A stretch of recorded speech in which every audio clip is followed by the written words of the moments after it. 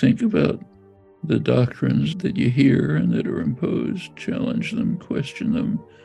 Maybe some of them are right, maybe some of them are wrong. We can really question the narratives that we're told. Oftentimes, the real truth of history is complicated and many-sided, and there's sort of a good story that gets started, and that's sort of what sticks. There's always a right answer in history. And not only that, but it's always the same answer to any question about history. There's one right answer, and it's always the same answer. And that answer is, it's complicated. The United States of America have a fascinating and very often morally ambiguous and terrifying history, but it is fascinating. Try and examine things not just from like a US-centric maybe point of view. The lesson is use your minds, critical minds. History is not just the events that happened in the past, but it's how we understand, analyze, and interpret those events. The research is really important. We're at the mercy of the archivists. Sometimes it's going to take decades to get a document declassified, and all of a sudden it changes the story. The past is gone. What we have is just the present. We have like records and stuff of the past. And so with history, you have to try to reconstruct it from present evidence. We only know what someone in the past thought was important and thought to write down or thought to include in the archive. So we don't know what we don't know. To me, what's interesting and important is how we interpret and make meaning out of events of the past, rather than just memorizing, yes, in 1803, the United States bought the Louisiana Purchase from France. That doesn't mean anything. The process of studying history means you are like corroborating sources, you're analyzing sources, like why should I trust what this book says versus what this letter says, or how do I know that this photograph wasn't staged versus like catching an authentic moment? When you're analyzing all that, evaluating all the sources, those are also skills that translates to just like being good at learning anything new. There's any number of reasons why somebody in the past might have thought one letter is worth preserving and another one isn't. Get your hands on some primary materials and decide for yourself what they mean. You got to make a claim. It's got to come with proof. Documentation, oral history, tons of it. Like if you're a history student and you love history, read. Just read as much as you can. Read historical fiction, watch the movies. You don't have to be obsessed with the kind of academic side of history for it to be useful. Go to museums, travel. Read books and read articles and read analyses. Read. Don't take any of it for granted. Also understand that when you are being taught social studies, students, you are being taught a very abridged, I don't want to say reductive, but by definition, it's a very abridged iteration. Find out what your interests are. Easy to find on the internet. Pursue them. Keep an open mind. You pick up a lot of nonsense, a lot of craziness, but that's what critical intelligence is about. Learning a bit more about a source before you trust a story. Explore broadly. Don't limit yourself to one time or one era. Think about those connections like Native Americans to Japanese Americans, but read broadly. Pick the things that matter, make sense, then go on from there. Find the kind of history you love. It doesn't matter. Military history, social history, ancient, modern. Read a lot of it. Write about it. Try to find out what kind of society we live in. Why is it this way? Can we make it better?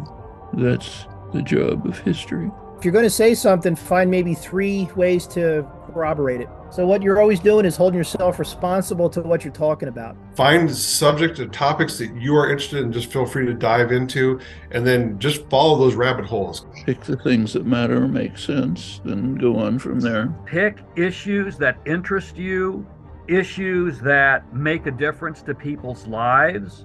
Study them carefully.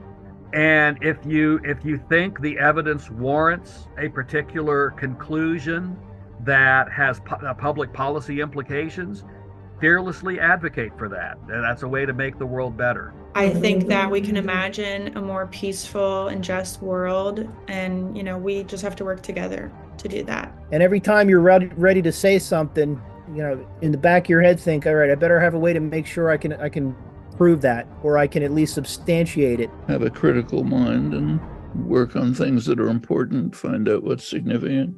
You can all do it. We all have that capacity. myths and oversimplifications happen all the time. There's a lot of misinformed people out there. Don't fall prey to conspiracies and stuff like that, which can come from any side of the aisle. So many folks are just scrolling through Facebook to see a headline and they don't go any deeper. They think they know the truth, but really they were never taught properly how to research, how to critically think about information. There's a lot of folks that don't necessarily have a lot of news literacy or media literacy.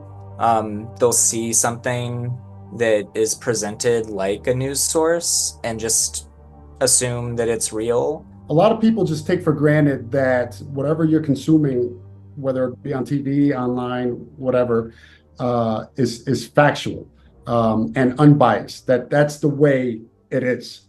And that's not so. Best thing you can do, even probably more than voting, is to fight misinformation and disinformation in and amongst your friends and family members, because you're a trusted source. I think it's important to have a holistic view of things. Being too fanatical in anything is not a good thing. Treat the audience that you guys have like a jury. I always say that when I teach. I said, you're never going to get 100% absolute positive, I got this down, I know exactly what happened. Being a little bit of a circuit breaker to that misinformation is really helpful in the long run. It kind of breaks people out of their bubble where they keep hearing the same thing over and over again. It makes them challenge their assumptions a little bit more, and could even just give them new facts so that they're, understanding things more truthfully. The telling of history can really impact conversation and dominant public discourse and belief systems. Make sure you got some facts behind what you're trying to say, and always assume you're never going to get that audience to believe what you're saying 100% of the time. All you can do is your best. You cannot overestimate the amount of effect you have in your community, even if people aren't going to admit to you that you changed their mind in the moment of like an argument or something. But you're never going to have complete certainty, ever. And always assume that someday the evidence might appear, it might evolve. Don't be afraid to major or even minor in history. Right? You can work for a museum. You can work for a historical society, for an archive. You can be a high school history teacher. You can be a college history teacher. You can be a genealogical researcher. There's so many cool things that you can do to help people, to have fun, and to make money with the discipline of history. Read well and you know how to write well, you will succeed in anything. The most important skills to learn are communication skills. So how to read and write, and how to break stuff down that's complicated. All of that stuff matters so much no matter what profession you go into. If you are good at communicating this stuff, then those skills carry over to a lot of things, because a lot of the most powerful people in the world are just good at communicating. They're good at talking. Businesses and nonprofits and things like that, like the fact that you have an understanding of the world, that you understand economics and politics, you've done research, you can do some writing and things like that. So they really appreciate somebody who can do that kind of thinking and have that thought process going on in their head as well here. Keep history with you no matter what you do. It doesn't have to be your major if that's not what you choose, but it'll always serve you.